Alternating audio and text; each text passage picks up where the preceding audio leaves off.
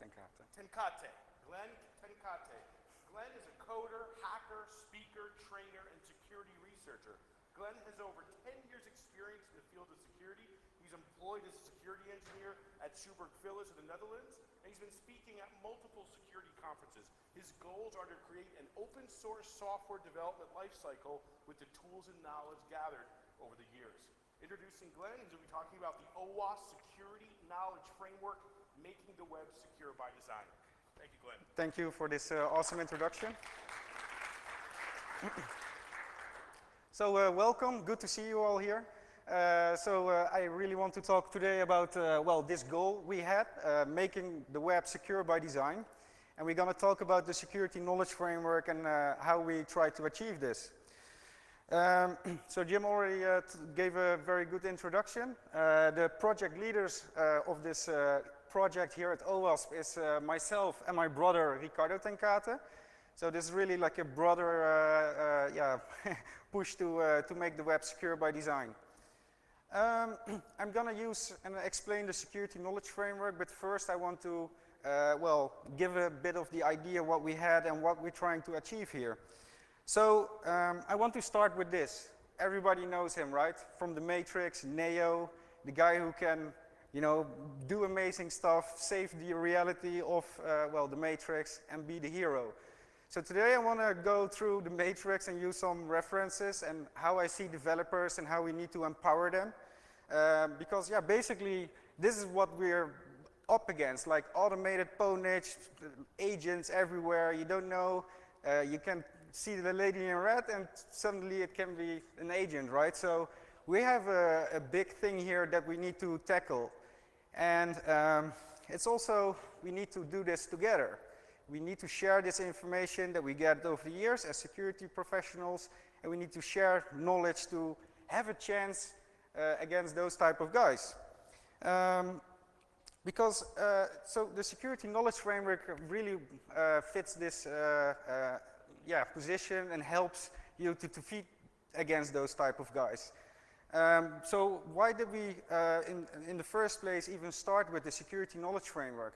Well, I'm doing more than 10 years in the application security field, and over the 10 years it gets more complex, more vulnerabilities, and it's even harder to maintain or get even a grip on it. So as you can see here, I had a lot of deja vu moments that I had like, oh my God, again. So I keep replaying myself, and I thought like, we need to do this better. We need to help people, empower them. Because this is really the current situation of our developers. So as I talk about developers, I see how awesome they are. I mean, come on, they create all the functionality, they create the dreams of the business, right? Yeah, I want this functionality, it should integrate with this. So developers have a huge task to do, and correctly, but too bad in the current situation it's like this. They have those awesome skills and potential, but yeah, they are dodging bullets, but they still got hit. So we need to alter this, we need to change this, we need to make from developers the real full-fledged Neo that won't have to dodge bullets. He can just stop them, right?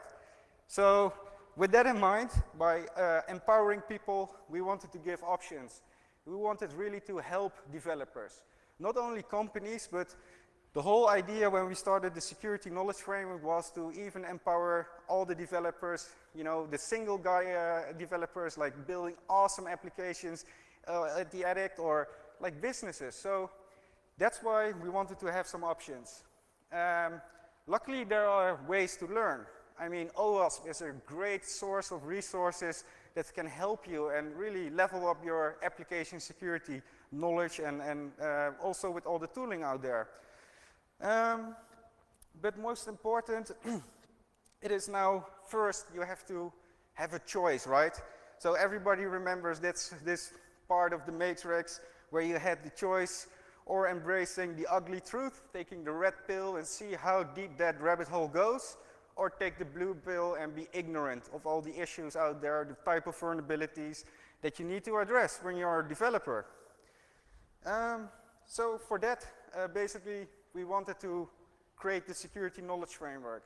And what is it? It is a guide to secure programming. So it will help you, your development team and developers to address functionality in a safe manner. Also, it's about creating security awareness. So we have different phases in the project a developer can use. For example, the pre-development phase. You would use it as a developer before you start writing code. And basically, you can select in the framework the different type of functionality or technologies you want to use or going to build in your next sprint. With this, when you select the different type of technologies or functionality, the security knowledge framework will then correlate one of those functionality to one of the ASVS security controls, or better say, to a knowledge base item that says, hey, I see that you selected like, hey, user input or gonna do something with sessions. Think about all these attack factors that are out there and what the attacker can achieve with this missing security control. Then we have a description on how a developer should approach this type of functionality and what are the edge cases when creating this type of functionality. So the idea is that you get the awareness upfront before you write code. And of course, clear and transparency is also important. So there's everything that you will show, that I will show on the demo in a couple of minutes. It's all on the GitHub. It has all the, well, you know GitHub, of course. It has all the comments, all the backlog history, so you can see what's altered, what's changed. So everything from the security knowledge framework is open and freely to use in your organization or for yourself. Another big thing what is really important is that we also use another project from OWASP, a really great one, the ASVS, so the Application Security Verification Standard. In my opinion, it is one of the most extensive, best lists I've seen out there today. So I'm really happy with it. Respect for all the project leaders who does this project. So basically, you have a couple of levels in here in the ASVS. Saying, okay, level 1, opportunistic, so if you're just starting with your secure development, that's a great way to step in. If you're already a bit mature, then you can go for level 2. And well, at the company I work for, we do mission critical stuff, so we always basically end up with the level 3. The level 3 has around 160 security controls, all in different categories. And why I'm telling you this, because it's a big part, core usage in our application as well, the security knowledge framework. The idea of the security knowledge framework, the ASVS, all the knowledge base items, code examples, is basically to give insight, to don't be surprised, right? On the moment Neo was getting his potential, he saw, he didn't have to guess or he know where they are, he knew what to do. Right? There was no best effort thing. It was like, boom, he can stop them. So I would really love to give a small demonstration about the security knowledge framework, how it would look like, the knowledge-based sections, the code examples, and how you can use it yourself in the organization or for your own projects. So here I have the security knowledge framework. It is an online demo environment. We push every hour from the GitHub. There will be also in the later part of the presentation a small wrap-up, how we do continuous integration, how do we preserve the quality we want to achieve. So here we have the login screen of the security knowledge framework. No, not yet. Here we have the yes, it's pretty big. Here we have the login page. So the first time you enter, you get this landing page. And basically, we have a couple of core things you can use. So as you can see over here, we have security knowledge base items, code examples, and you can start projects.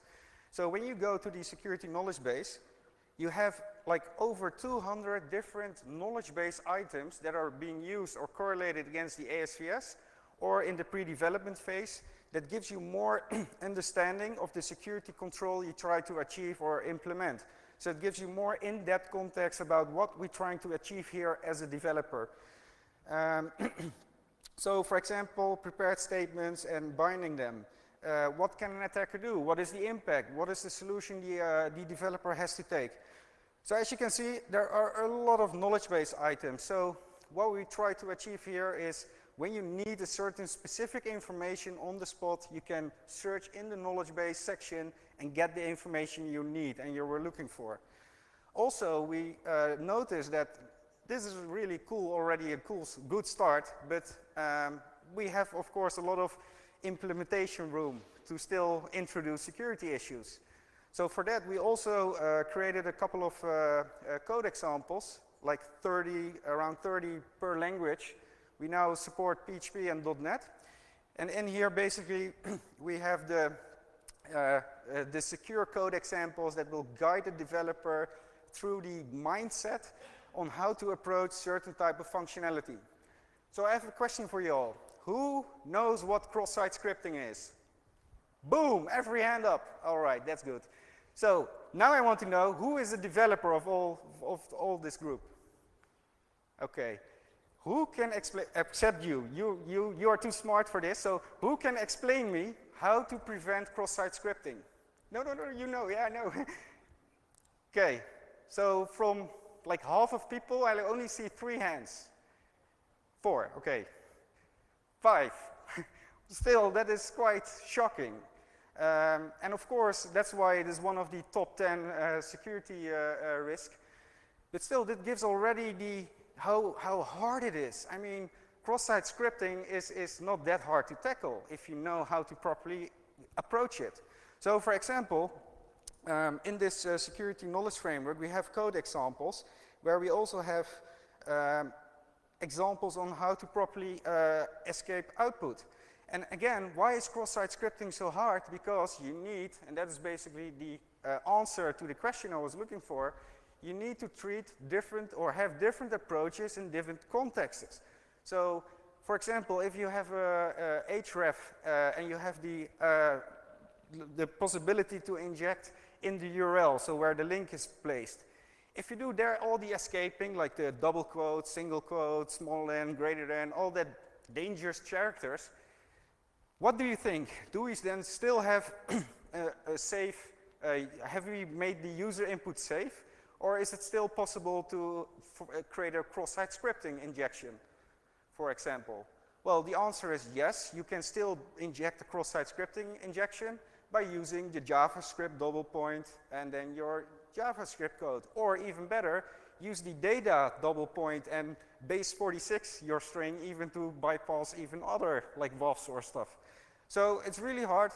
And this is what we're trying to achieve with the code example. So really going in depth and commenting on how to approach and with what mindset. So here we have the different flavors on which context and how to escape it properly. So in here you have the URL on code with the JavaScript example.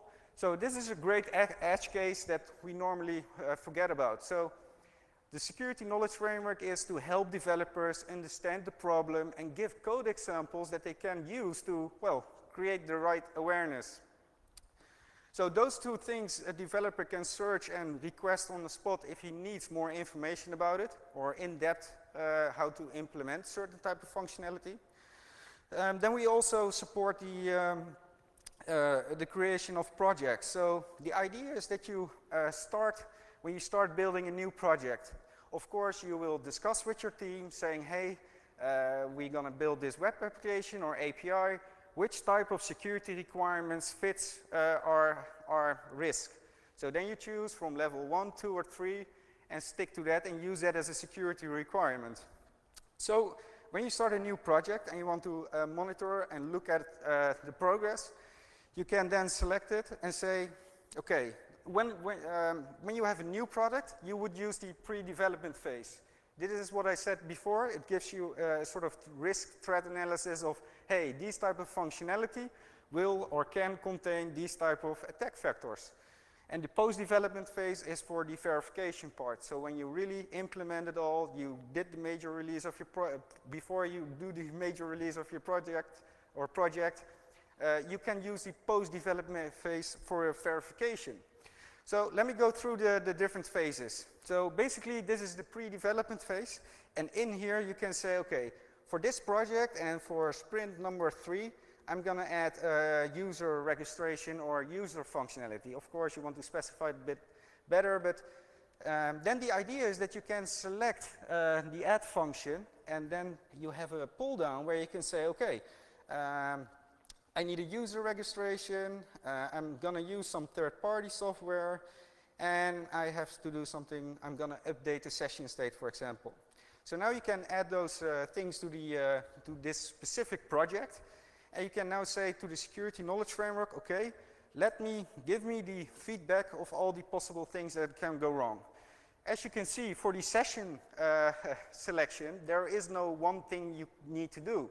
There are multiple things, and in fact there are almost 14 things you need to think about or implement. So what will happen when you miss one of those? Then the whole session management implementation can be bypassed by an attacker and, well, basically can steal your account or your information. So it's very important to have a good overview of all the things you need to do. So for sessions, it's a design pattern. Similar for the user registration because, well, think about column translations. You have to have a single input validation in your library, in your project. Password leaking, all type of things you have to think about. And of course, well, here we have just one knowledge base item and not a design pattern saying, hey, okay, third-party software, it's all great, but think about version management. How do you detect when there's a new version or you're using an old version that possibly have CVEs and open vulnerabilities in them? So this is the risk analysis, the awareness to the developer already upfront before they start writing code saying, hey, please think about all this because it can lead to an attack vector. So that is the pre-development phase. Then we have the other phase, and that is the post-development phase. The post-development phase is, like I said, useful when you did the security requirements, did the pre-development, and then you want to go to the verification state, like saying, okay, I want to verify, did I really thought about all the security controls? And this phase of the project will help you to, to classify this. Also, I use the post-development phase for projects that are already being built, because that is a situation we also encounter a lot. So in here you have a different type of checklist, as you can see. We are heavily depending on the ASVS, as you can see. But we also have the possibility to add your own custom checklist, because yeah, maybe in your company you already have a certain type of requirements and security controls, so you can easily create your own list. So the idea of this phase, of the post-development phase, is that you then, well, depending on the level of security requirements you choose to have, you can say, okay, let's fill it in. So, like I said, I always choose the level 3, and over here you have a sort of an expert system for developers to help them, saying, okay, did you really thought about everything? So, for the people who don't know ASVS, ASVS has different type of categories. So, as you can see here, the first one is starting with the architecture, design, and threat modeling. Then we have a super big list of authentication, verification requirements. So again, as you can see, that is a lot of things you have to think about. I mean, you miss one and you have maybe a possible huge hole open. What is also important to note is there are like information buttons, and they give you a little bit more context about what we're trying to achieve here with this security control. So the idea is that the developer can fill in the form, and well, basically it's like an expert system. So it's a question.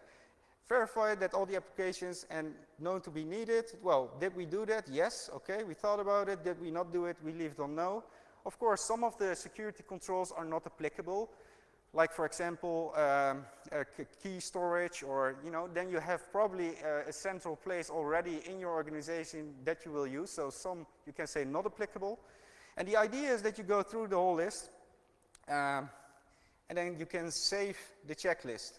So this will correlate every item that we selected no, and will correlate them to the knowledge base items, saying, hey, you selected no on this security control, so that means we have this impact or this specific attack vector still laying there, still So it will help the developer to know what to pick up or not. So when we click on the button, we now can see all the security controls and their correlating knowledge base item. So again, it will help you and give you more feedback about, okay, if you don't implement this security control, this is the possible attack vector, and also the solution on how to address it as a developer, what you should think about when creating this. So this is the security knowledge framework. You can spin it up locally. It is a Python Flask application, so everything is then local on your machine. We also have chef cookbooks, AWS tutorials on how to spin it up there. That is basically the application. And like I said, it was all about empowering the developer, giving him or her the upfront knowledge and the free knowledge to really create awesome stuff by design securely, because that's really what we are missing. Of course, we still want to do and have a fully software development lifecycle where we do also security. But as you can see, we have to do manual stuff and we have automation. Well, on the manual stuff, there is the software development lifecycle, the security knowledge framework, because you still have to fill it in. But there are also code reviewing. So a good way to also use the security knowledge framework is to specify in your code, in a comment, which category it will belong to in the ASVS. Also, you want to address a different type of classification. For example, if you have a password reset or login functionality or a session function, you want to classify this as a high risk, because if something goes wrong there, then it's game over, right? So those metrics and those classifications you can then use in your continuous integration pipeline to flag and say, hey, if I see a code snippet being changed and I marked it high as a classification, then at least 2 people need to code review it, for example. So you can really use awesome stuff with it. Well, of course, we have the static analyzing tooling, the dynamic versions. Really awesome. I always also like to use them, but they are more like a safety net, right? Because they take quite some time to run. There's a lot of false positives, so that's why it's also on the manual stuff.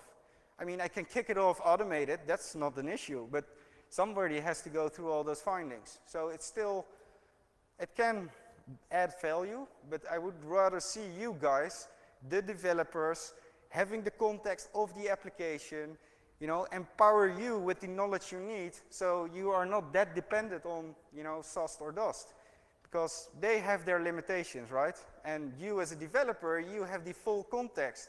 So if you have the right security knowledge, you will rock. So of course, we can also do some automation. We shouldn't do everything by hand because that's insane. But think about the Travis, coveralls, or scrutinizer. Those are things that really, like security, is part of code quality. It says something about the maturity of your product. So for the people who don't know this, Travis is a continuous integration build platform where for every contribution or push that's being done on your GitHub, it will pull in, does a verification depending on what you want to test. So in our case, it will pull the latest request or modification from the GitHub, tries to build the project, and if there's no build errors or problems with it, it will continue to the next continuous integration tool, and that is coveralls. Because we also unit test all and functional testing all our functionality in the security knowledge framework, because it would be very sad if somebody adds something and it will break the application. Then we have the last part, that is scrutinizer, and that's basically doing a code quality check. So not on security, but more on duplication code, dead-end code, complex code. And the whole idea behind it is if we have people contributing to our project, we can and they can see in like 2 minutes which phases they passed. So did they pass the Travis? Project can still build? Awesome, green badge. Did they pass all the unit tests and still up to the percentage it was before? Awesome, badge. And the last one, scrutinize it. That will give you the rating of how good your code is. So if somebody really adds like shitty code, it will immediately reflect in this badge saying, hey, I see, yeah, the code is getting worse, so you get a lower grade. Like I said, I have this also in place for the Security Knowledge Framework project, so I really would love to show you guys that. Also good to notice that all the tooling I show you now and the continuous integration tooling, you can also use for your own open source projects, because the continuous integration services, they help open source projects by let them use their services for free. So if you have open source projects, I would recommend to use that also. So now we're gonna go to the Security Knowledge Framework GitHub. So as you can see here, we have a pull request by somebody who did some syntax highlighting examples for us. Super awesome. So what happens in the background is that Travis will see this change, will rebuild the whole project with his contribution. So over here you can see he has now his own coveralls instance of his own fork of the project. He has his own Travis build that's being run. So we can here have a look. So for this one, this is how Travis will display the information. So here we have the commit of this great guy. Here it will pull in the latest checkout. It will install the required packages for our framework. And then it tries to build it. When the build was successful and there's no exit code, then the unit testing will be kicking in, right? And that is what we see here, unit test being kicked in. If that's okay, no error, it will push the metrics to coveralls. Coveralls is a really nice overview of the amount of percentage. So you can see in one single moment what the impact was of this change of this contributor. So if you see it dropping, then something is wrong. So you can already give the feedback back to him, or, well, of course, he sees it because it only takes like 2 minutes to get this feedback, right? So here you have also different branches and different level of coverage, as you can see. So here we can track what the quality is of our project, because we don't want to let it drop, right? Then the final check, that is the code quality check. Like I said, this grading system will give you in one overview what's going on, if it's good or if it's bad. It also will tell you of all the added functionality and methods which were really good and which were really bad. So for example, here we have the project checklist and the download file checklist, and they are rated critical. I know why, because they are duplicated. Big parts, chunks of that function is duplicated code that's being reused, well, in the download file checklist and in project file checklist. Also, these methods are really big and complex, so scrutinizer will say, yeah, this is like ridiculous, F. So this gives us already a prioritization of which type of methods or functions we have in our project itself and which we need to improve. Because again, if it's too complex, if it's dead-end code, or you know, it can also lead to security vulnerabilities. So basically, this is how we maintain the quality of our project. We're going to extend it with a little bit more continuous integration tooling. And like I said, it's free for everybody to use if you have an open source project. So I would really recommend it to use it. So yeah. Like I said, the idea is to make of all the developers in Neo, empower them, give them the knowledge so they can fight those hackers, those agents, right? To have a fair chance against them, because now we are brutally slaughtered by them. And you know, I believe in this, that every developer can be Neo, that you don't have to dodge bullets. You can just simply stop them.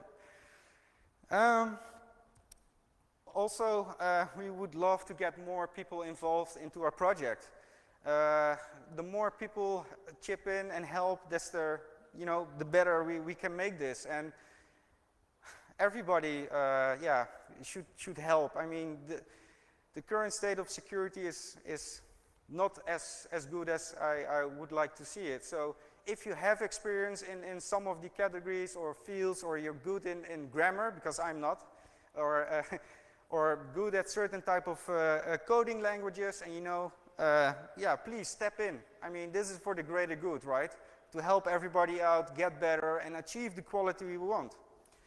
And yeah, I also want to say one more thing, like, you are as strong as the weakest developer in your team. So help each other, give training, share your experience, get involved, join OWASP or other great OWASP projects. I mean, we're really in this together.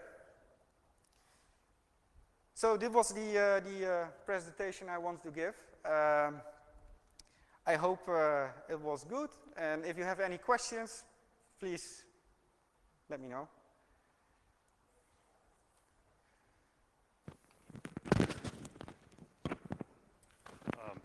So, thanks for this tool. It's really great, especially because of open source and Flask and so on. It's a great tool. My question is there receptivity to make localizations of knowledge in this base? Sorry, one more time? Is there a way to make a localization of this information in this framework? I mean, for example, cross-site scripting. If in our company we want to make our own localization and our own description and so on, is it possible? Oh yeah, of course. Yeah, that's a good question. Maybe I can show you a little bit how it's now structured, because that will help you understand a bit more how to refactor or rebuild, or like adding your own knowledge base items. Let me see where my GitHub went to. GitHub. So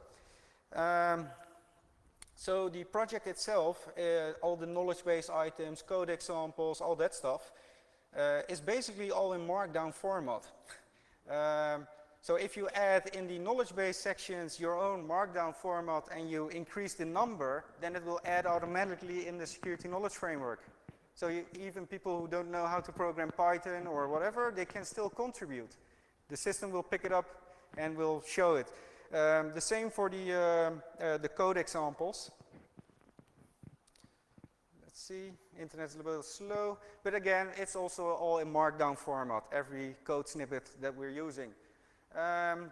Also good to mention, we are now revamping the project again, because we did it already a couple of times, and we now want to move to an API base, so it's also easier to get and subtract knowledge base items from the security knowledge framework through the API, so you can easier integrate it into your pipeline and automation.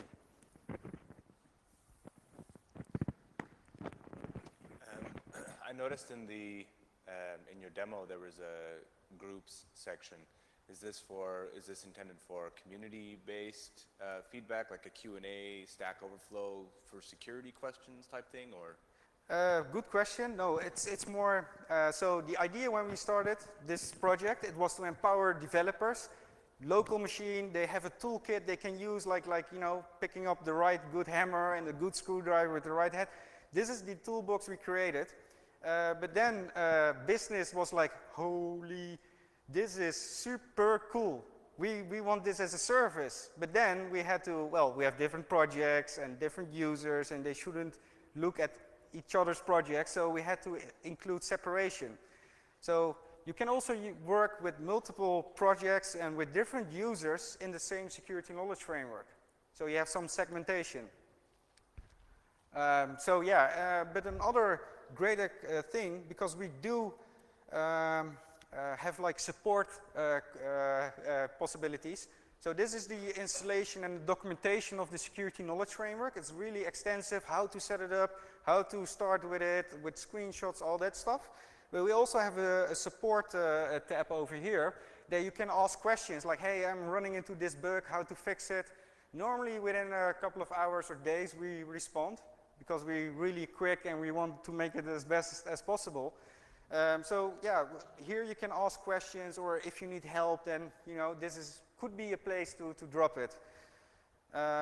Again, the readme.io, that is a service you normally pay for, but if you have an open source project, they give this service for you to use. So again, great thing to use. Any other questions?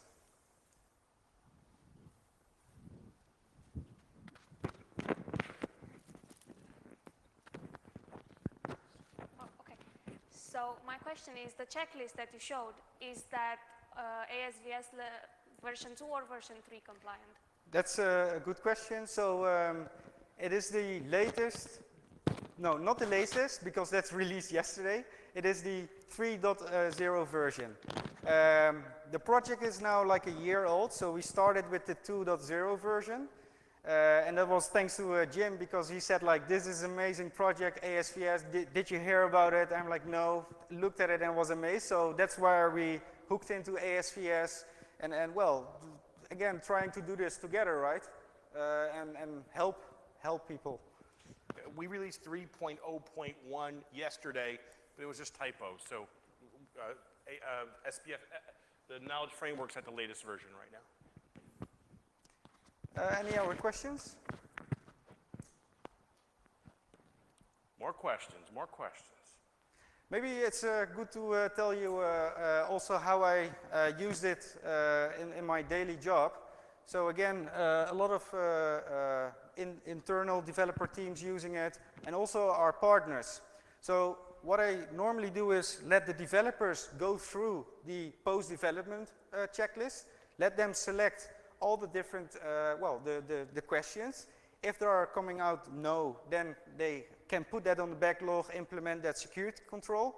And then when they've done all that stuff and implemented the security controls, I will go sit together with the developers, with me using the ASVS, the post-development phase, and with the code on the beamer. And then I will go through every security control, and they will go through the code and show me and trying to challenge them to see if they really properly implemented it.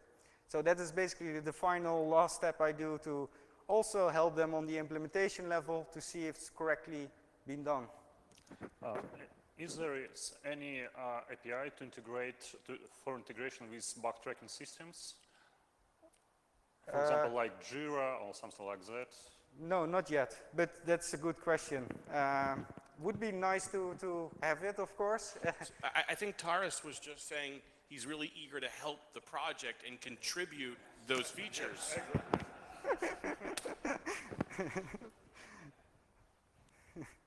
Any other questions?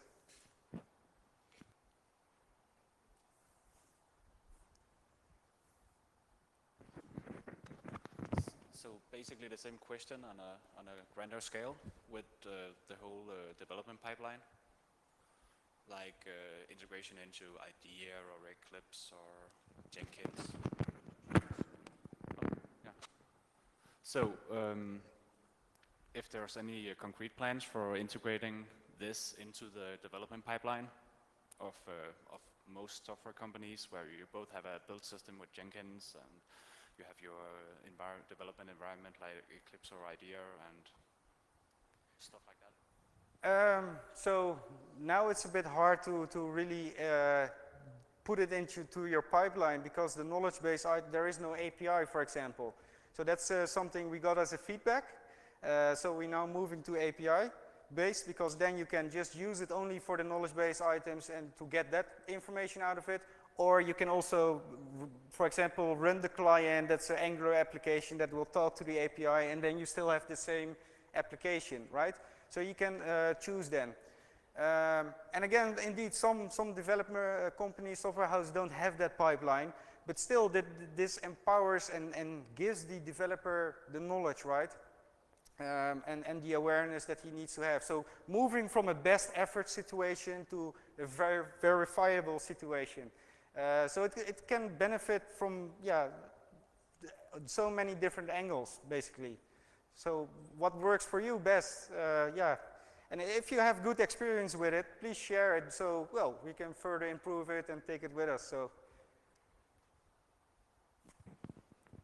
any more questions? As you're heading out, you'll see a green card and a red card to comment on this talk. Please put one in the basket. A warm round of applause for Glen. Thank you, Glen, for being here. thank you all.